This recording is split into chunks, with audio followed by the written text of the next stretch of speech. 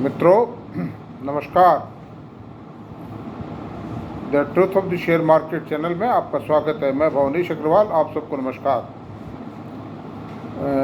पिछले एपिसोड में मैंने शेयर बाज़ार के स्तंभ, डाइवर्सिफाइड कंपनी शेयर बाज़ार के स्तंभ पर चर्चा की थी और लार्सन एंड ट्यूब्रो की चर्चा मैंने कंप्लीट कर ली थी। मेरी कोई रिकमेंडेशन नहीं है, मतलब खाली स्टडी कीजिए। आप तो औरों से पूछिए जब कोई बात होगी, अदरवाइज वैसे नहीं।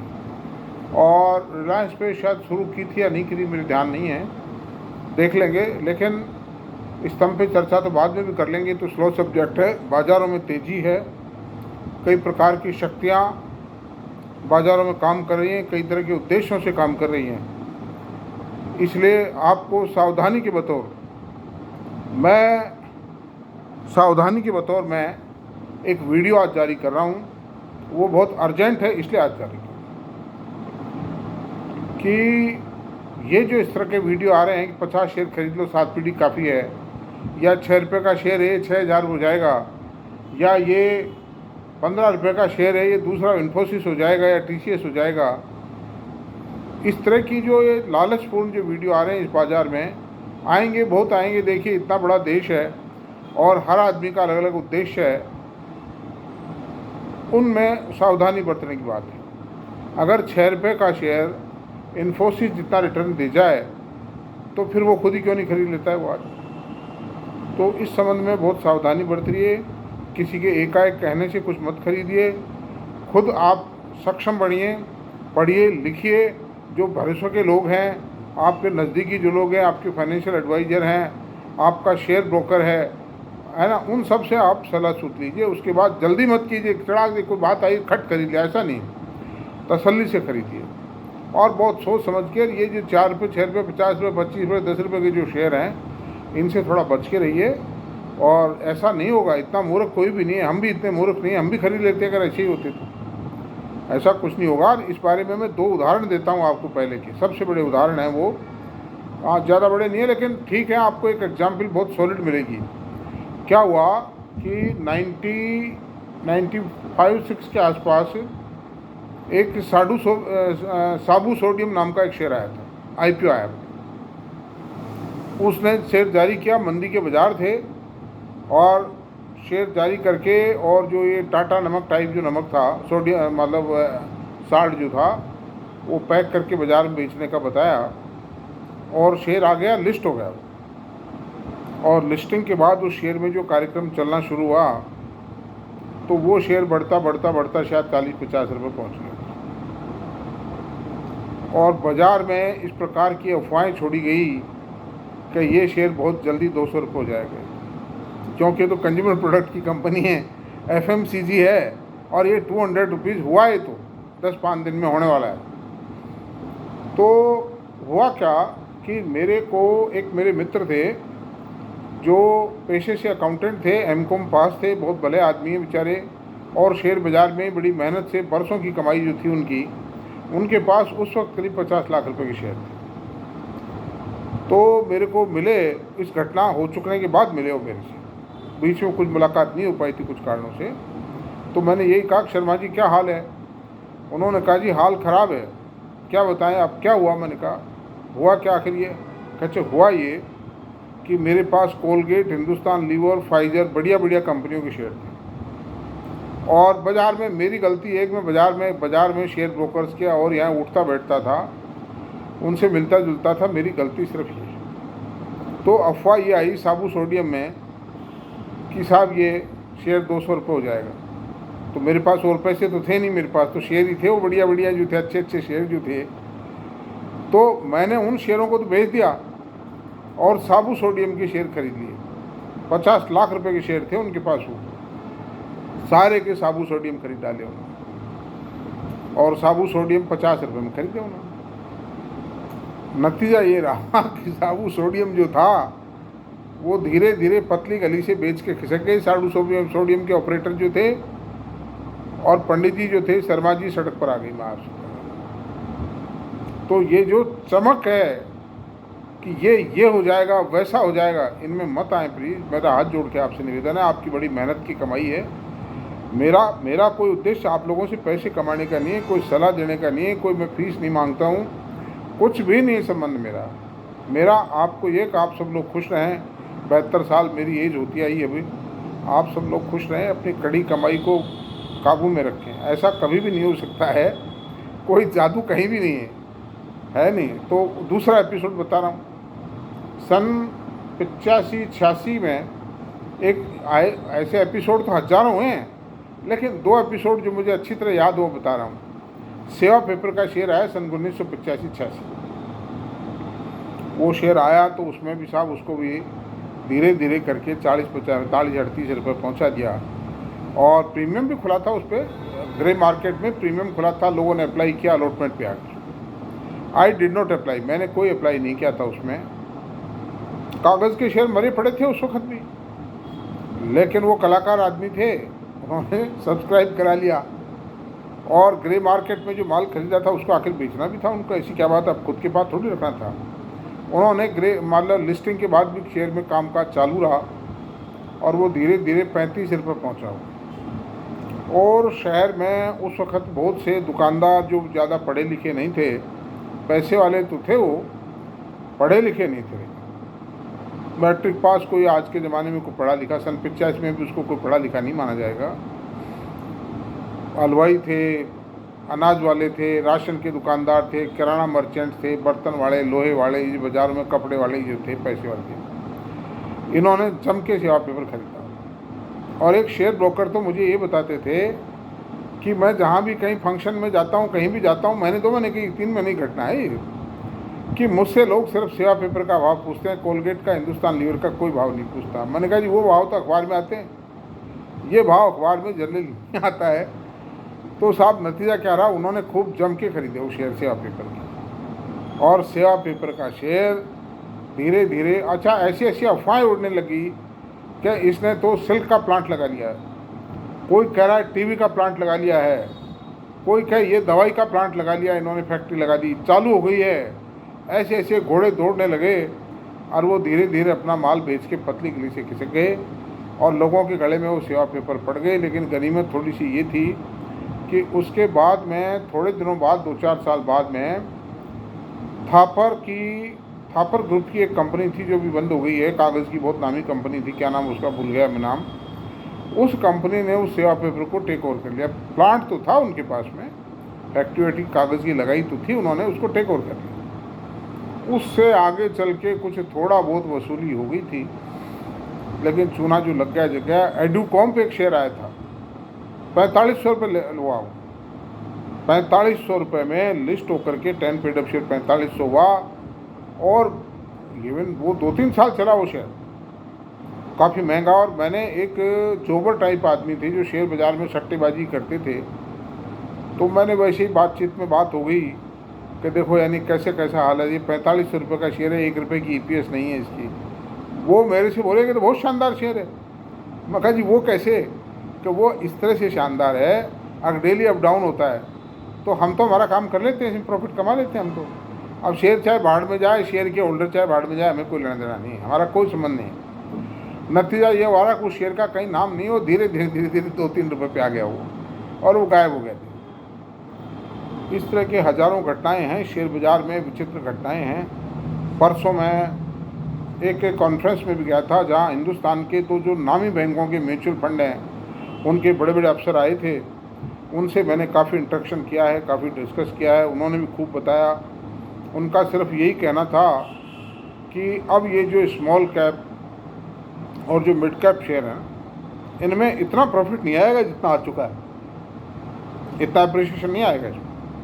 और उन्होंने ये कहा कि अब हमारा जो झुकाव है वो झुकाव लार्ज कैप्स की तरफ है। उन्होंने ये कहा कि भाई ठीक है, आपने स्मॉल कैप मिड कैप फंडों में जो पैसा लगा रखा है उसको पड़ा रहने दीजिए, नया पैसा आपको लगाना चाहते हैं तो वो हमारी राय एक लार्ज कैप में लगा, क्योंकि ये काफ़ी महंगे हो चुके हैं, इनके पी रेशियो बहुत महंगे हो चुके हैं। और मैं एक ही बात कहूँगा कि सब शेयर महंगे नहीं हैं, सब शेयर ख़राब नहीं, मिड कैप स्मॉल कैप में भी कुछ वर्थवाइल भी हैं। जैसे अब नाम लेना तो अपराध है, ये तो नाम नहीं लूँगा मैं, मल्टीनेशनल कंपनीज हैं, कैपिटल गुड्स की कंपनियां हैं, जो हाई टेक्नोलॉजी की कंपनियां हैं, ठीक है उनका मार्केट कैपिटलाइजेशन कम है लेकिन उसमें ग्रोथ भी है और मैनेजमेंट भी बहुत विदेशी कंपनियां हैं, मल्टीनेशनल वर्ल्ड फेम कंपनी है। तो ठीक है, लेकिन सावधानी बरतें प्लीज, बहुत ज़्यादा सावधानी की आवश्यकता है। ये शेयर बाज़ार पैसा बहुत देता है आदमी को। अगर सबसे बढ़िया, सबसे ज़्यादा अगर कोई पैसा कमाया जा सकता है तो शेयर बाज़ारों में कमाया जा सकता है, लेकिन ये रातों रात या महीने, 2 महीने, 4 महीने में आप करोड़पति, लखपति, अरबपति बनने की सोचते हैं तो वो संभव नहीं है। उसमें तो जाएगा ही आपका पैसा, आप कमा कुछ नहीं सकते बाहर। जैसे पेटीएम में लगाया था बहुत लोगों ने पैसा, बाजार के हिस्से में आके, टिप के चक्कर में आके, क्या हुआ नतीजा? इवन यहाँ तक पोजीशन थी कि मुझे सुबह मॉर्निंग वॉक पर कुछ महानुभाव मिलते हैं, मैंने उनसे कहा बेचवा दो इस पेटीएम को, 750 रुपये का भाव था, ये बर्बाद हो जाओगे, कुछ नहीं रखा है। और उसके कुछ दिन बाद ही, हालांकि उन्होंने कुछ ने मेरी पार्शली बात मान ली थी, बेच दिया उसको, बच गए वो। उसके बाद 400 350 रुपये आ गए मार्क्स। उनको रीजन्स बताए थे, अंदर की खबर बताई थी मैंने, ये पोजीशन है। और काफ़ी उनको समझाया, इसमें यार इस पैसे को बेच के कोई अच्छी कंपनी में लगाओ भाई, सॉलिड ठोस कंपनी में लगाओ इस पैसे को। मेरा कोई स्वार्थ नहीं, मैंने कहा मैं ये चाहता हूँ कि आप लोग मॉर्निंग वॉक में मेरे साथ हंसते खुशते रहो, खुश रहो आप लोग। तो खैर वो मान ली, वो आज एहसान मानते हैं सब आपने बचा दिया। तो जो ठोस कंपनियां हैं, और ये वीडियो भी जारी करने का उद्देश्य ये है कि मैं आपको इतना सक्षम बनाना चाहता हूँ कि आप कंपनी की बैलेंस शीट को कम से कम मोटे रूप में तो देख लो भाई। प्रॉफिट एंड लॉस है, क्वार्टरली रिजल्ट्स आते हैं, उनको मोटे रूप में देख लो आप, और बिना देखे मत खरीदो। चाहे भगवान भी आपके कहता है कि ये शेयर खरीदो, मत खरीदो। उस फिगर्स को moneycontrol.com पे बड़ी आसानी से दिए हुए हैं, स्क्रीनर पर बड़ा साफ़ सुथरे तरीके से, सिंपल तरीके से दिए हुए हैं। उनको एक दफ़ा मेरी रिक्वेस्ट है, देख ज़रूर लें प्लीज़, देख लें, मत खरीदो उनको इतनी जल्दी, बिना देखे बिना भाड़े मत खरीदो। कोई आप लोग अनपढ़ हो, पढ़े लिखे नहीं हो, अंग्रेजी नहीं जानते, घर में कोई बच्चा होगा, कोई बेटा होगा, कोई बहन होगी, कोई कुछ न कुछ होगा, कोई बहू होगी, उसको पढ़ा लो प्लीज़, या शेयर ब्रोकर से पूछो, बता तू मेरे को पढ़ के क्या है। 2 मिनट में कोई ना कोई आदमी बता देगा।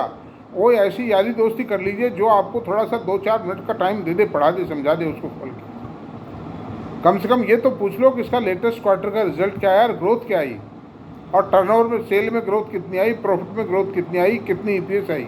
ये 3-4 मोटी मोटी बातें ही पूछ लो। और प्रोडक्ट क्या है, बढ़ाती क्या है कंपनी, और किसकी है, मैनेजमेंट की। मैं आपको एक फॉर्मूला बताता हूँ, बहुत सिंपल फॉर्मूला, कि शेयर कौन सा चलेगा, कौन सा शेयर अप्रिसिएशन देगा। फॉर्मूला ये है कि मैनेजमेंट सबसे टॉप चीज़, सेकंड चीज़ ब्रांड, तीसरी चीज़ टेक्नोलॉजी।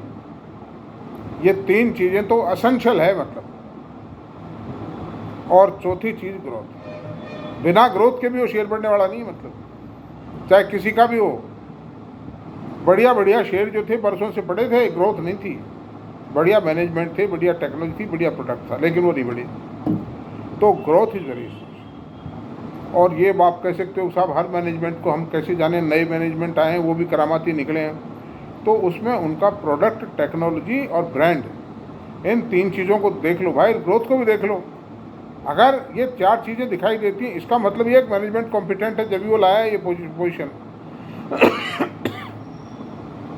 तो मेरा आपसे यही निवेदन है, मैं कोई शेयर रिकमेंड नहीं करूँगा आपको कभी भी, मैं आपको सक्षम बनाता हूँ। और थोड़ा मेहनत कर लो, ये बहुत बड़ा मतलब आप प्रॉस्पेरिटी प्राप्त करेंगे।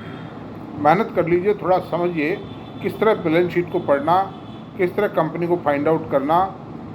आखिरकार बहुत अच्छा, इंटरनेट पे, गूगल पे सब चीज़ अवेलेबल है। जो भी आप ये भी कहेंगे कि इस कंपनी का प्रोडक्ट क्या है, तुरंत आएगा सामने। इस प्रोडक्ट की टेक्नोलॉजी क्या है, तुरंत आएगा आपके सामने गूगल पे, है कि नहीं। वर्ल्ड में इसकी डिमांड क्या है, हिंदुस्तान में इसकी डिमांड क्या है, इसमें इंडिया में कितना प्रोडक्ट है, कितना मार्केट वैल्यू है, कितने रुपए का मार्केट है, इसका सब कुछ, एवरीथिंग विल कम टू, पूरी हिस्ट्री आ जाएगी, पूरा चार्ट आ जाएगा उस प्रोडक्ट का आपके सामने कि इसकी प्राइस ट्रेंड क्या रही। तो यही बात है। अभी जैसे ये मेटल पुकार रहे हैं, बाज़ार में। अरे भाई मेटल कहाँ से बढ़ेगा ये बताओ। मेरे को एक मेरे रिलेटिव थे, उन्होंने आके कहा साहब मेरे पास बम्बई से टिप आई है, टाटा स्टील 1000 रुपये हो जाएगा। अरे मैंने कहा साहब 1000 नहीं हो सकता ये शेयर, 1000 का मतलब 10 पेड अप शेयर 10,000 रुपये, इसलिए नहीं हो सकता टाटा स्टील का शेयर 1000 रुपये। मैंने कहा, मैंने समझाया उनको कि इनकी कंपनी है टाटा स्टील यूरोप, वो टाटा स्टील यूरोप पिटी पड़ी है, वो प्रॉफिट में आने की संभावना नहीं है दूर दूर तक भी। टाटा स्टील इंडिया कमाती है, टाटा स्टील यूरोप खा जाती है या नहीं। और दूसरी बात है, स्टील के प्राइसेस गिर रहे हैं, कहाँ से आएगा माल, अनाधुंध प्राइसेस गिर रही है और खींचे जा रहे हैं। जितने ब्रोकर जितने एनालिस्ट आते हैं वो सब कहते हैं कि साहब मेटल खरीदिए, और खींच भी रहे हैं, शेयर को तेज भी कर रहे हैं, मैं ये नहीं कहता हूँ। अब कोई करिश्मा ही हो जाए वही बात ये है। बाकी चाइना के अंदर इंडिया में जो रेट थे कम से कम 30-40% की गिरावट आ चुकी है स्टील की प्राइसेज में। प्रॉफिट तो घटेगा ना भाई, प्रोडक्ट की कीमत घटेगी। और मैं कईयों से ये भी कहता हूँ भाई यही शेयर है क्या खरीदने को, शेयर बहुत हैं बाज़ार में, शेयरों की कोई कमी नहीं है, आप जितना हाथ खींचोगे उतना मिलेंगे आपको। इसलिए हालांकि खैर मुझे कोई इंडिविजुअल नाम से नहीं करना चाहिए था। टाटा का मैनेजमेंट बहुत शानदार मैनेजमेंट है, मैनेजमेंट की ईमानदारी इंटीग्रिटी पर कोई डाउट वाली बात नहीं है। इन्होंने बहुत पैसा दिया है लोगों को कमा के, इनकी एक से एक बढ़िया कंपनियां हैं, बहुत अच्छा है, सब कुछ है। लेकिन एक ग्रुप के अंदर कुछ कंपनियां गड़बड़ भी हो सकती हैं। टाटा स्टील खराब कंपनी नहीं, टाटा स्टील के जो मैनेजमेंट था उससे तो एक गलती हो गई कि उन्होंने कोरस स्टील खरीद लिया। अब कोरस स्टील टाटा स्टील के सारा पैसा खा गया घाटों के अंदर, और कोई इलाज नहीं। और टाटा से गलती ये हुई कि इन्होंने 2 बातों पर स्टडी नहीं करी। एक तो ये कंपनी सिक क्यों हुई कोरस स्टील की, क्या कारण थे, और एक कोरस स्टील का रॉ मटेरियल कहाँ है। कोरस स्टील यूरोप में आयरन और माइंस नहीं है, तो इनको एक तो आयरन और दूसरी कंट्री से सोर्स करना पड़ता है, उसकी लॉजिस्टिक कॉस्ट बहुत महंगी पड़ती है। आयरन और भी महंगा आता है, खुद की माइंस होती है तो बहुत सस्ता पड़ता है भाई, बाजार रेट पे खरीदना पड़ता है। नंबर 2 बात, कोल माइंस कहाँ है यूरोप में, वो भी नहीं है, वो भी ऑस्ट्रेलिया, इंडोनेशिया, अफ्रीका, इनसे लेना पड़ता है, महंगी रेटों पे बाज़ार से लेना पड़ता है। और तीसरा पहलू ये है, इसकी डिमांड कहाँ है यूरोप में। यूरोप एक डेवलप्ड कंट्री है, सब कुछ सैचुरेटेड है, डिमांड थोड़ी बहुत डिमांड है, कोई रिनोवेशन हो रहा है, कोई प्लांट को डिमोलिश करके दूसरा बना रहे हैं, किसी पुलिया को डिमोलिश, लेकिन इतनी नहीं है। They are well developed, well constructed countries. इन कारणों से टाटा साहब से, रतन टाटा, मैं बहुत सम्मान करता हूँ, मेरे लिए बहुत सम्मानीय हैं। मैं कहाँ उनसे मुकाबले, मैं उनके बारे में कुछ कहने का अधिकार ही नहीं रखता हूँ। वैसे बहुत महान आदमी हैं, बड़े ईमानदार उद्योगपति थे, लेकिन गलतियाँ होती हैं, इंसान से हो जाती हैं, स्वाभाविक है। इतने काम करेगा 100 काम करेगा, एक गलती हो गई, गलती बहुत बड़ी हुई कि, और ये तेज़ी आ गई थी कोरोना काल में स्टील के अंदर, उससे पैसे इनके बन गए, और उससे जो टाटा स्टील पर बहुत मोटा कर्जा हो गया था वो कर्जा चुक गया। लेकिन अभी भी टाटा स्टील के शेयर में कोई इतनी गुंजाइश नहीं है कि ये कोई 1000-2000 हो जाए, 500 हो जाए, मेरे ख्याल से नहीं ये बात। तो इसमें मैंने कोई बात कही हो, मेरी बात को कोई रिकमेंडेशन ना माने, मैं मेरे अनुभव बता रहा हूँ, मेरा जितना ज्ञान है बता रहा हूँ। मुझे कोई पैसा नहीं चाहिए, टका नहीं चाहिए। और मैं अगले एपिसोड में एक जल्दीबाजी में ही सही, अभी समय समाप्त हो गया है, मैं आपको बैलेंस शीट को कैसे पढ़ा जाए, प्रॉफिट एंड लॉस को कैसे पढ़ा जाए, किस तरह टटोला जाए कंपनी की वर्थ को, मैं ये बताऊंगा अगले वर्थ में। और मैं 2-3 दिन वीडियो इसलिए, और मेरी बात अगर आपको पसंद आई है तो प्लीज़ शेयर करें, लाइक करें, सब्सक्राइब करें, ये मेरी आपसे रिक्वेस्ट है। मेरा मनोबल अगर आप बनाए रखना चाहते हो, मैं आपसे लूँगा कुछ भी नहीं, मैं दूंगा कुछ न कुछ। आपको कुछ भी नहीं चाहिए मेरे को, तो आपका आशीर्वाद, शुभकामनाएँ चाहिए। ये मैं कभी आपसे ये नहीं कहूँगा आप मेरे मेंबर बनिए, मेरा ये फीस है, मेरा ये डिस्काउंट है, नथिंग। मैंने ये शेयर बाज़ार पढ़ा है ना कमाने के लिए, मेरे लिए तो मेरे पास I am having a lot of experience. तो शेयर बाज़ार से कमाओ ना यार। मैं इनसे भी, ये जो रिकमेंड करने वाले, ये और जो मैं करने वाले, इनसे मैं ही सोचता हूँ, इनसे इंटरेक्शन तो फेस टू फेस नहीं हो पाता है। अरे यार तुम इतने ही हो, तो शेयर बाज़ार से तुम ही खरीद के कमा लो ना भाई। हैं, तुम लोगों को क्यों ज्ञान देते फिरते हो? और ऐसा ज्ञान कहाँ से आएगा? कौन फ्री में देगा? या 2, 4, 500, 2, 5, 10,000 रुपये लेके कौन ऐसा ज्ञान देगा कि साहब 10 रुपये का शेयर 25,000 रुपये हो जाएगा? आज ये मैनेजमेंट को पता नहीं। आप बताइए, मैं इसकी घटना बता रहा हूँ, ताज़ा घटना बता रहा हूँ, आपको याद आ गई मेरे।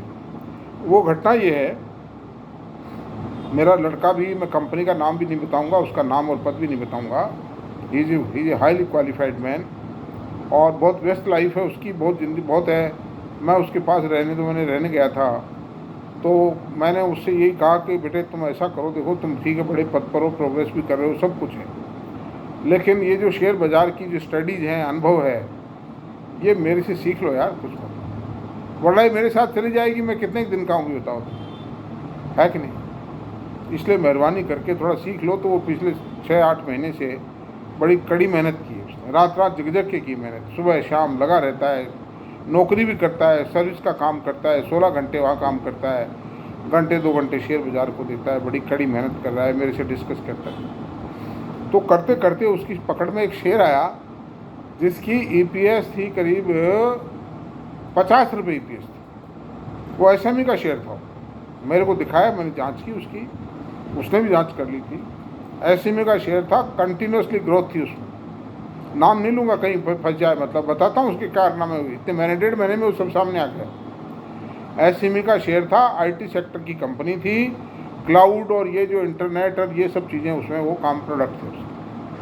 तो नतीजा क्या रहा कि 125-30 रुपये का भाव था उसका, 10 पेड ऑप्शन। तो मैंने मेरे सन से ये कहा कि बेटा ये एक बात बताओ, अगर इस शेयर में इतनी ही दम होती तो ऐसा तो है नहीं कि उम्र में ही पड़ने वाले हैं, एक से एक धुरंधर बैठे हैं बाजार में भाई, वो खरीद डालते इसको, कोई ना कोई बिहाइंड द कर्टन इसमें गड़बड़ है मोटी, वरना इतनी ग्रोथ 80-90% से ग्रो कर रही थी वो कंपनी। तो मैंने कहा यार ये कैसे हो सकता है, इतनी ग्रोथ है, IT सेक्टर की कंपनी है और 50 से भी ज़्यादा थी शायद उसकी फीस।